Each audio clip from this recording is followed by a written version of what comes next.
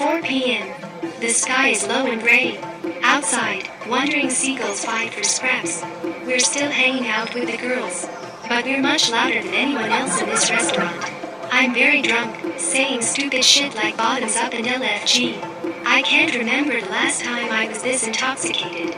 I even smoke a cigarette and refused to put it out, even when the manager came over and politely asked me to do so. He said other diners were complaining something about the law. I told him that with all due respect, we're spending more money here today than all of the other tables combined. He took one look at the empty bottles of Cristal sitting in several scattered ice buckets, and the 24 empty shot glasses of Anejo tequila, $50 each, and the 2 unopened bottles of Dom Perignon, then excused himself, and never came back. Miss Tennessee and Miss Iowa are talking to Denny about celebrities and night spots in Los Angeles.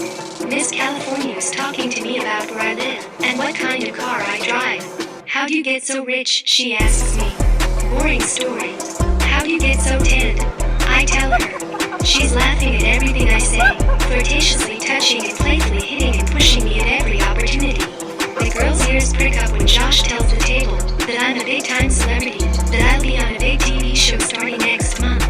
Miss California becomes a lot more touchy-touchy after this revelation. I reciprocate by caressing her bare thighs. I'm a quintessential stud, she's a quick study, kissing on my neck and pulling on my zipper. And this fact, that I will be a recognizable face on primetime television, really only starts sinking in when Miss California slips her hand under my Versace couture jeans, and starts stroking my cock under the table. I haven't been this horny since those all-night cramming sessions at Falconer Library. We're on television too, the girls point out the obvious. But she's more popular than us, but for other reasons, says the porcelain doll-looking brunette, pointing at Miss California. So far, this is the only moment I feel any genuine interest towards what these girls have to say. Miss California tosses a French fry her friend, a self-proclaimed fashionista. Oh yeah. Why?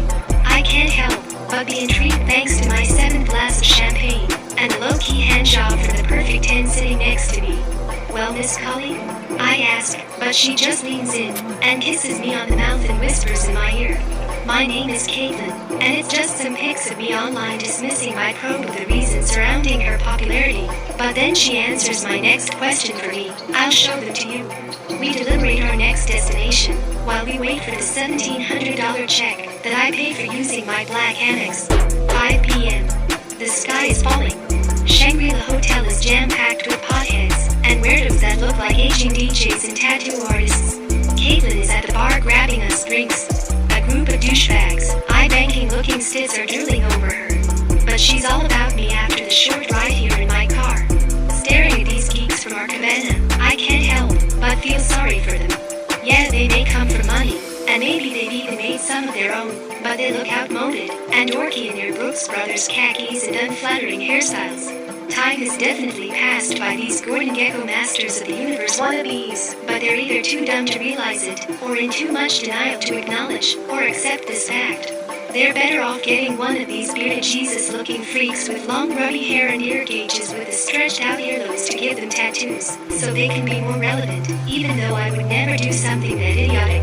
The flat-screen television in the cabana is showing sumo wrestling. The reigning Miss America, Caitlin, is walking towards me smiling mischievously to herself with a curious look like she is deliberating something. She's wearing a Zach Posen black tank top with very short jean shorts with the white lining of her pocket showing from the front, and silver high-heel ankle strap sandals by Celine. Her legs are tanned, just as they should be. She kisses me on the cheek, and sits next to me. Then really snuggling up, she takes out her iPhone and scrolls through her photos, showing me photo after photo. Nude and racy pics of her erotically making out with other girls, and sticking out her tongue and making oral sex gestures. Then she Googles her own name, and countless divisive articles about her pop up in the search results. There is even a video of her fingering herself, but I don't mind controversy, which means I'll be tearing it apart later. Scandal and sex tape and nude photos are the words catching my eyes, and I start fantasizing at this moment of having both her and her Asian girlfriend from the college sorority party photos high off of cocaine and chained up, hanging, and suspended from the stanchion in the cattle cage in the basement butchery, or tied up and laid out in the white room with all the hanging heads and vertebrae statues. while I'm upstairs in my state-of-the-art kitchen gathering the ingredients for dinner, which would include vegetable oil, sea salt, fresh ground pepper, 2 medium onions, 5 cloves of garlic, crushed, organic tomato paste, chicken broth, cold water, 6 sprigs of parsley, red potatoes, carrots, celery stalk, 5 peeled tomatoes, and red wine vinegar. The protein of my world-famous stew would be the girls themselves. This plan starts taking shape when Caitlin asks, "Do you have any white stuff for me?" I hand her a gram. She grabs Miss Tennessee's hand and heads to the little girl's room. I would need to cut 2.5 pounds off their shoulders, which would need to be cut into smaller 2-inch cubes, and seared before being sauteed in with the rest of the vegetables. They need to simmer in a stick-free pot for 2.5 hours before serving, which is perfect, because it gives me plenty of time to concentrate on doing bad things to them with my new Tanina Lamborghini electric chainsaw. Josh is sitting across from me completely drunk, and talking nonsense to a dope fiend who looks like John Lennon. The other pageant girl is out for the count for the marathon day drinking session. She's passed out on the cabana.